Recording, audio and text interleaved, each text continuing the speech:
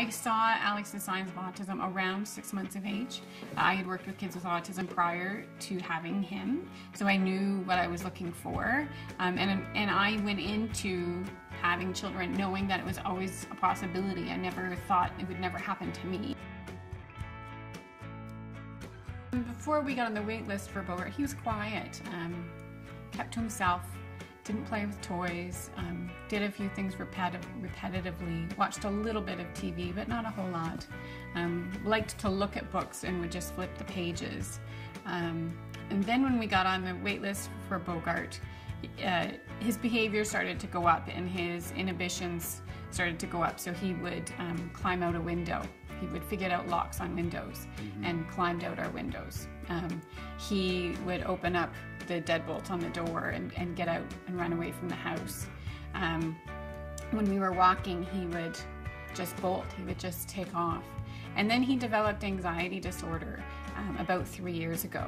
So on top of his autism and awareness of danger, if he had a panic attack or was anxious, his reaction was to get away from the situation. He had to flee from it. And so he would just take off in a second. And he is fast and doesn't necessarily have a destination, he just needs to go. And so we were chasing him a lot. We got Bogart in October and he hugged us for the first time the following February. So he was 7.5 when he hugged us for the first time after he got Bogart. He allows Bogart to be in his bed and we are not allowed, have never been allowed to be in Alex's bed with him. You know, when your child's sick, you want to lay down with them and cuddle them and read them stories. That's never been allowed. That contact has never happened. But Bogart is allowed to sleep in his bed with him.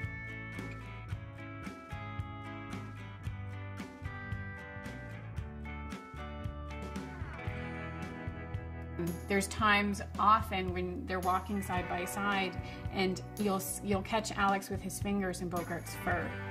And I think it's a relaxing thing, I think it's a comfort thing, I think it's a sensory thing.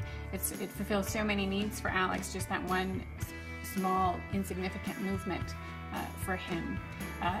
And he, you know, as soon as we told him, this is your dog and you're to hold your handle and take Bogart wherever you go, it was a non-issue. He just did it. He just did it and he has never not done it. It's an automatic thing.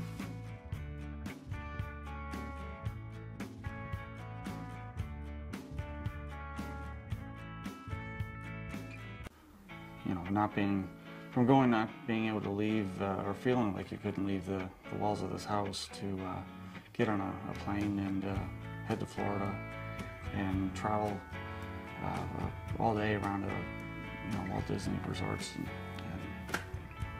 and do that without really having the same type of concerns as we were prior to Bogart. It was just, you just couldn't do it. We couldn't have done it. Just couldn't have done it.